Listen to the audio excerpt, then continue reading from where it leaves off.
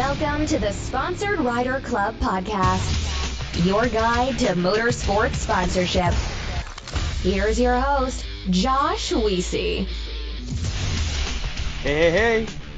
Welcome to this episode of the Sponsored Rider Club podcast, live experience, which is powered by 4Wheel Parts and Bold Racing. Super excited to come here today. I want to tell you a little bit about my Vegas to Reno adventure a couple weeks back. This would be my third time that I went to Vegas to Reno, and this time I got to hang with Scanlon Motorsports Group. Craig Scanlon allowed me to tag along, and I promised in a previous episode that I'd do this recap. So here we are.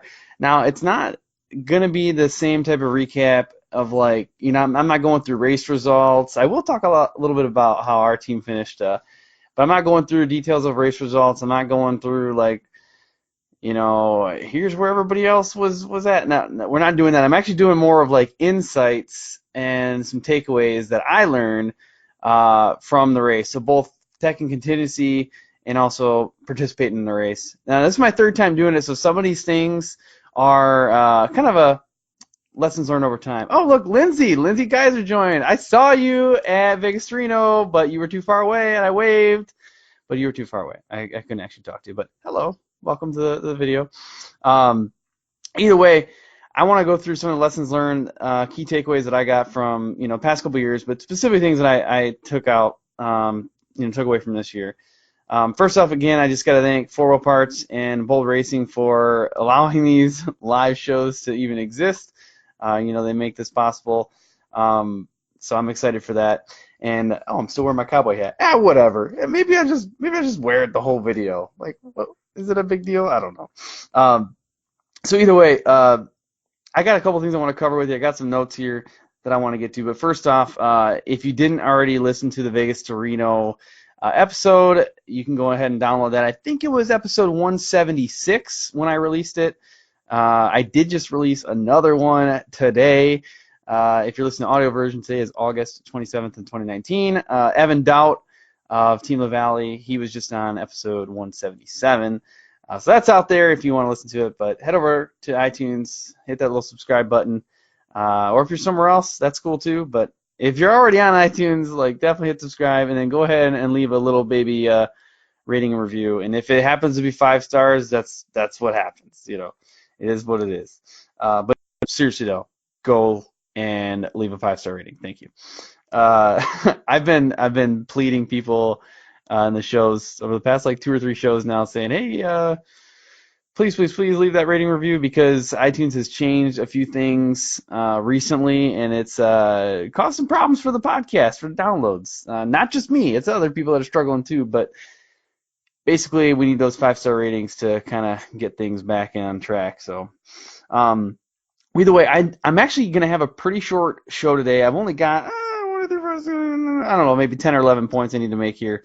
So once I go through those, we'll kind of close things out. But if people are end up watching here, feel free to ask questions, leave comments. If you hear this later on the replay, go ahead and leave #replay and then type in your question anyways, because I can always go back and answer it then. If you're listening to audio and you still want to ask a question, shoot me an email, josh@sponsoredriderclubpodcast.com. All right. So I want to kind of go back to even before the race started. We're at tech and contingency. So for people who don't know Vegas to Reno, the way it's set up is, there's days where they do for the trick trucks, they're going to do tuning and they're going to do qualifying and stuff like that. But then the day before the actual race, on a Thursday, I think it's always on a Thursday, they have all the vehicles lined up. They go through tech inspection. But what it does is it creates this cool flow where people are snaking in and out through a vendor display area. So all of the vehicles end up going through this area. And it allows a good opportunity for lots of contact with people. Now, if you're a driver and you're in your car, you're driving past a lot of the booths. If you're not, if you have someone else on your pit crew that's moving your car for you, that gives you the opportunity to move around and meet people. But that's kind of the way it's set up. There's lots of vendors there, lots of race support people, lots of other racers, and then lots of media and just people interested in seeing what's going on. So that's the day I want to start with some lessons learned from that. First off, it's just super easy access. I don't think that there's anything that you need credential-wise to walk around there and talk to anybody on that day. And it's not that crowded. It's not like some of these other events where, if you're in a trade show and you're just so packed in there and you can't really get to anybody. So I really like that atmosphere. You have really super easy access to just about anybody. And you'll see some of the top racers walking around. You're like, hey, Justin Lofton, how are you? What's up? And that's cool. That's just how it is. But either way, I think that it would apply to a lot of different types of events, but just that's a key takeaway for me. It's like you could pretty much walk up to anybody. Now, I was carrying my microphone with me. It was in my pocket. So I could walk up to somebody and be like, oh, hey, Caden Darabray joined. What's up, Caden? We got to hang out at Vegas Reno. That was a good time. Got some good pictures with you, too. So good stuff. But either way, you get to walk around and just talk to anybody you want. I keep my microphone with me, and I can walk up to somebody and say, like, hey, what's up? Do you want to do an interview? And, it's harder for people to say no when I'm standing there, like, with the microphone in my hand. You can say no really easily on direct message or email, but not as hard. It's a lot harder in person to say no to me with an interview. Plus, you're looking at me, and I'm just dead gorgeous, so everybody watching the video understands this right now. Everybody audio is like, really? Yeah, nobody's really thinking that. So back to the deal here. Super easy access, but there's also a lot of opportunities at this type of event where you can help out your sponsor.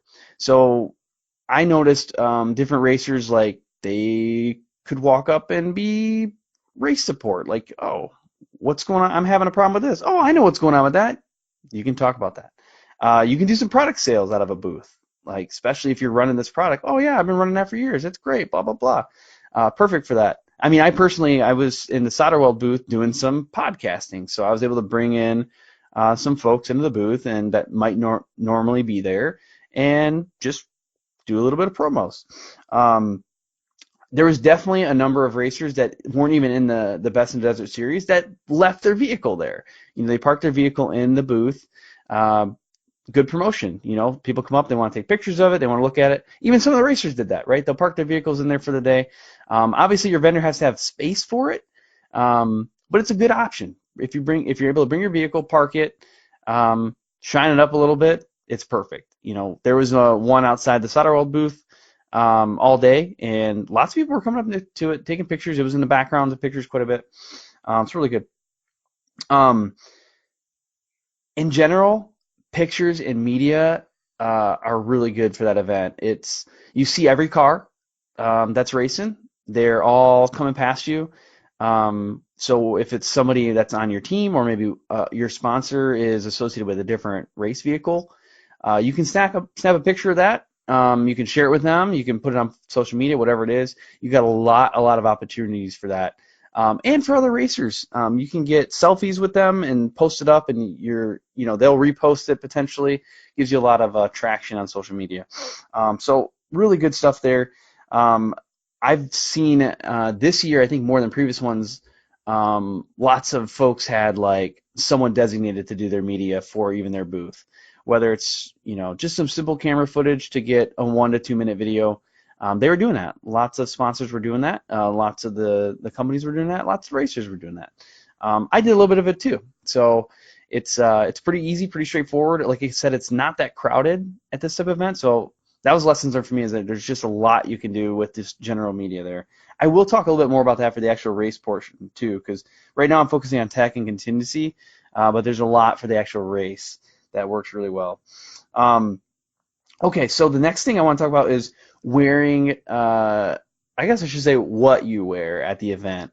In this case, like I was wearing some version of the Scanlon Motorsports Group shirt, which I have on right now for the video, during the race day. During the event, I had a solder weld hat on. I was representing solder weld that day. And I had a sponsored Rider Club podcast shirt on, because part of the time people don't know who I am if they just see me walking around. But a lot of the race teams, a lot of the racers are wearing shirts kind of like what I have on. I really wanted to wear this shirt on purpose because you can see it's got the Polaris Razor logo on it. It's got the Rigid logo on it. It's got the Scanlon Motorsports Group logo on it, and then the 4 Wheel Parts one too. And on the back, I'll just turn around so you can see if I can get all the way around. On the back, it's got all of the logos for all the different sponsors on there. So I love these types of shirts. I think they're very good promo. You're walking around, you're walking billboard all, especially if you get a good design. Like this one, I think is a fantastic design. There's lots of them there that, some of them had the logos for the sponsors running down the side of the shirt. So I highly recommend getting your hands on some of those. They're easy to design and print yourself, even if you only want to do a couple one-off prints of these types of shirts. You can get out there and do it. So I highly encourage that.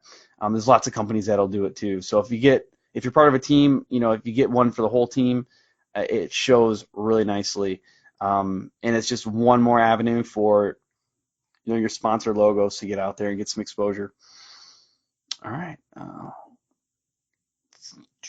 So actually, I didn't say anything about this earlier, but I keep trying different setups for my live shows. I've been having so much problems trying to bring guests on, and that's what I truly like to do for the live shows. But I didn't do it this time because I had a lot of issues with the last live show I did with the guests. So I'm trying to get more comfortable with my computer too. So if you see me like looking around, I'm looking, oh, what does this button do right now? It looks so much different than when I'm in my cell phone. Like I just pulled up something here, event log. Like I don't even know what this is. Yeah, it's telling me like all these issues that we're having with connection points, but that's pretty cool though. So a lot more capability there that I'm exploring. So if you see my eyes darting around, trying to figure out what's going on, that's what's happening. Okay, back to my list here. Wear the gear, wear the clothes. It's a good opportunity for that. If you don't have shirts like that, I mean, a lot of people have some sort of clothing sponsor, or they have, their sponsors generate their own clothing. Just wear that. Right? It doesn't even have to be the whole race team deal. Even if you're just walking around and not participating in the race or the event, I think that's a good opportunity. Last one was something that I didn't do this year, but I did it in previous years. This year I was so focused on getting interviews, and I kind of forgot to even eat. But basically, when you're out there, you have the opportunity to go to breakfast, go to lunch, go to dinner, whatever you pick. Maybe it's all of them. And you can take your sponsors, and maybe you offer to pay. I mean, if you got a group of 20, 30 people, I don't know. Maybe you still can, but offer to pay for that meal potentially could give you a little bit of a leg up there on a relationship building standpoint. So either way, it's a good option. I think it's a good option at least. Now, the last one here, I'm going to mention it as part of the tech and contingency section, but honestly, just a lessons learned, a key takeaway. What happens in Vegas doesn't necessarily stay in Vegas anymore. Not like it used to. Social media has changed that. And just in general, like the amount of people who are paying attention to what you're doing off the track, it's a little bit higher, I think, than it used to be. So if you're at a bar and you're wearing your sponsor shirt and you get in a fight, lessons learned, like that could get you in trouble. It's going to cause some issues, especially if someone snaps a picture of that and it goes viral or whatever.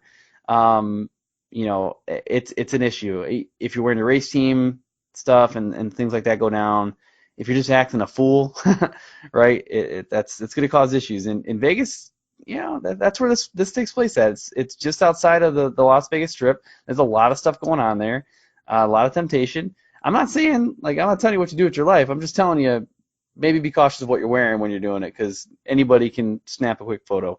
So anyway, that was one of my notes. What happens in Vegas might not necessarily stay in Vegas. Okay, so race day. I want to go through a couple of points on that. I think it is massive to have someone designated, whether it's part of your race team or your family, or maybe you hired somebody to do the social media stuff. Give them access to your Instagram account. Let them post up stories for you. I was doing that a little bit for Scanlon Motorsports Group, and it's a lot of fun, and it takes the stress off of the rest of the group. For me, I was, a pit support person, but I wasn't one of the key members. So it gave me that opportunity to focus a little bit on some of the media applications. So uh, any race that you go to, it's mentally somewhat strenuous, right? It's physically strenuous. Um, if you have someone that takes that burden off you, I think it produces better content, especially if you get somebody who likes to do it, right? Like for me, I like doing that stuff, so it was fun anyways. And I felt like I got some good content. Um, but part of that too is you can ask your sponsors, like, what do you want specifically, right? They might say, oh, I want a shot in the pits of, like, let's say it's a tire company. Like, I want to see you changing that tire out, or I want to see you, maybe it's not changing the tire. Maybe I want to see you kick the tire and give a thumbs up, like, it's good, no issues here. You can ask for those things and get those shots, because it's hard for these companies to get these types of shots, and especially at a race, like a point-to-point race like Vegas to Reno.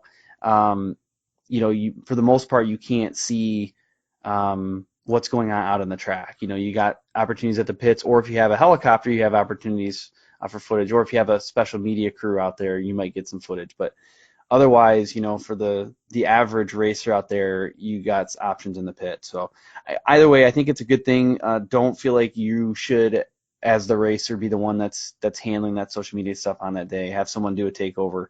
I think that's phenomenal. I already mentioned wearing the clothes with your sponsor logos, but if you're part of a team, I love seeing it when the teams match. Obviously that costs money and it might not always work, whatever, but I think it's a pretty cool gesture when the teams are wearing the matching clothes. Like, we had the SMG clothes on for my team in the past. When I raced with Bold Racing the past 2 years, we had the matching shirts, and it's a good look. I really like it. Just think of any other traditional sports team, right? Similar concept. The next thing, I saw this more this year, I think, than I had in the past, and I got to help out a couple folks. Help others where you can. If you're on the track and you have an opportunity to help somebody, great. If you're in the pits, maybe you're broke, maybe your day ended early and you got an opportunity to help somebody else out, like, that's great. I definitely saw people doing it, and I thought it was great. There's another race team that we were helping out. So our RJ Anderson had some issues, and the SMG team was ripping his hood off, trying to help him. His co-driver wasn't feeling great. We're giving him water, letting him sit in the air-conditioned truck for a hot second while they get the truck going. Give him some Pepto-Bismol, like anything that you can help. I think it goes a long way. I saw a bunch of other people doing that, people sharing parts. I think it goes a long way. So either way, I recommend that. I noticed it, I think, more this year than previous years, and I thought it was really good stuff. Okay. If something goes wrong, all right, this is the tough one here. If something goes wrong, this is probably the hardest thing to do and probably the hardest recommendation I have. Like, keep your cool. Um, it's tough. Any race out there, you put so much into it, it doesn't work out right. It's tough. But try to keep your cool. People are paying attention. Sponsors are paying attention. Young racers who are looking up to you are paying attention. Try to keep your cool as best as possible. If you gotta go scream into a pillow in a truck somewhere, like, do it. But yeah, try to keep your composure, because people really pay attention to that, and they, especially if you got a team or something that's looking up to you. If you can handle that well, the rest of the team's going to handle it well too. So that's where I kind of want to talk about something I got to see with Scanlon Motorsports Group. I got to see it with Bold Racing last year too. Unfortunately for both of those teams, hey, Mark Shea, welcome. For both those teams,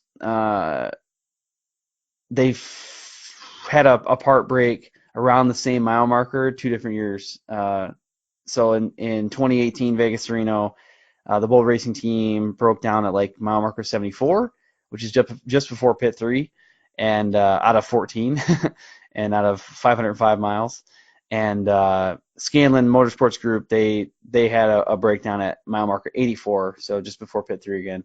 Very similar. I feel like it's my fault, because I come around and things start breaking. But either way, both of those teams, when things went down, like, they had so much invested into the program and it just didn't work. They held their heads high like Jimmy Moore did, and made the rest of the team feel like, all right, we didn't make it, but better luck next time. And Craig Scanlon did the same thing, and everybody on the Scanlon group, right? They broke down at that. That stinks. That's tough. But they held their heads high. They had made some tough calls, hung in there, and kept good spirits for the rest of the day. So, I appreciate that. I think sponsors appreciate that, and it feels better overall. I mean, honestly, I used to be a pretty angry dude growing up. And it's so much better not being super angry all the time. So just that was something key takeaway from this year that I think I just wanted to share that as part of this recap. Oh, Vanessa Hartman joined. What's up, Vanessa? Vanessa's a blast, by the way. She was featured in our Vegas Reno episode, which was 176. Yeah, so she does the social media stuff for reals. With Soderweld, so and others. But all right, so that's just a couple things there I want to hit on. Now the last thing I guess just a quick summary. I talked about tech and contingency, some lessons learned, key takeaways, some recap, race day, and then after the race. This is pretty consistent with every event. After the race, do a recap. You've got to follow up with sponsors, do that. Get some social media posts. If you got a website and you have different race results you can post, do it up. If you did have a part failure, I recommend caution in how you share that part failure. So if it is, let's go back to a tire example that I had earlier. If you had a tire fail and you have a tire sponsor and that was what took you out of the race, I'm not going to tell you to be dishonest, but maybe you hit a boulder that was nothing's going to stand up to that. Hey, I hit a boulder at 80 mile an hour and I got tough tires, but I couldn't hang with that. And guess what? It also ripped off my front suspension. I don't know. There's different ways to say it where you're not bashing the sponsor. You might even want to run it past them and say, hey, here's what I want to share. Are you cool or are you not cool with that? I think it's good to be honest about what happened, right? If something broke, it broke. Let's talk about it. But hey, my crap tire blew apart again, blah, blah, blah. It just doesn't bode well. Unless you really want to promote that image of I hate everything and everyone. Yeah, I would steer clear of that. It looks like Vanessa agrees. Good advice. So, all right. So that's a big deal for me. I think it's letting them know the good, the bad, and the ugly, right? Hey, we lost. We went out at mile marker 84, whatever it is. We're going to hit it next year twice as hard, blah, blah, blah. We learned a lot from this. Go with that. Or maybe you won. Hey, I won. Woohoo, first place. Phil Blurton wins every day in Vegas to Reno. Hey, we're grateful for the opportunity. We're glad that we had great sponsors. The car made it all the way. It just everything worked out in our favor. We appreciate all the other racers. There you go. Go out strong. Good stuff. Okay. The last little piece I want to share on post-race, which Vanessa might like this one too, is strategically sharing your content. So if you did have somebody taking a bunch of pictures, or if you were taking pictures or video or whatever it is, don't, especially with Instagram, don't just mass dump everything. Hang on to some of that content. Let's stretch it out a little bit. A person who taught me this very early on was Sean Endel. He was on the show, episode 9. So yeah, very early on.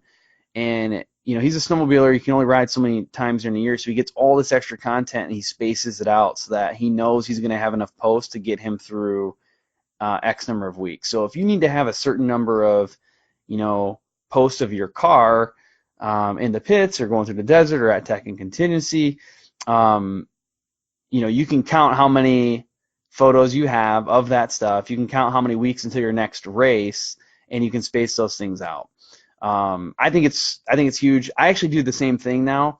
I'll mass dump stuff on my personal pages. Say, hey, just check it all out because I don't want to deal with it. I want it out there. I want to have that record. But for Vegas to Reno, I got a ton of footage and pictures and stuff that I'm gonna make that go until next year. I'm gonna share stuff here, share stuff there. I'll keep some things for December, January, just as little reminders, little tidbits. That way, I got some extra content to keep putting out there. But yeah, and Vanessa just had that comment on here too. That's why she takes so many pictures at events. You build a cache, you build backup, right? And then you're not always having to go and do like Throwback Thursday and Way Back Wednesday and whatever other things, Flashback Friday, right? Like you don't have to do that every single time to get, that experience back. But all right, well, hey, that is really all I wanted to cover today. I said it was gonna be short, but this ended up being almost a normal length live show. Apparently, I talk a lot on my own. Actually, listen to this. I got some feedback today, and I'm hoping that you're listening to this. I won't say who you are, but I really appreciate it. Someone reached out to me like, hey, just so you know, like you cut people off sometimes in interviews. I'm like, yeah, I need to probably work on that a little bit. But hey, if other people got feedback like that, let me know. Let me know that in an email, josh@sponsoredriderclubpodcast.com. But let me know all the good stuff in the iTunes rating reviews. Like start with the whole 5-star deal. Just go ahead and click those 5 stars and then leave a little review. Definitely need it right now. I mentioned at the start of the show, iTunes has changed a little bit. It's a little harder right now to get exposure, but ratings and reviews drive the show further up in the rankings so that people can see it. But yeah, that's it. I really appreciate it. Head over to iTunes, subscribe, head over to a website, check things out there. Evan Doubt was just on, awesome show. So that's out there, that's released, episode 177. We had the Vegas to Reno episode where we had tons of folks on there. Really good show. But yeah, at this point, I am going to close things out and leave you with this. Have fun and ride safe.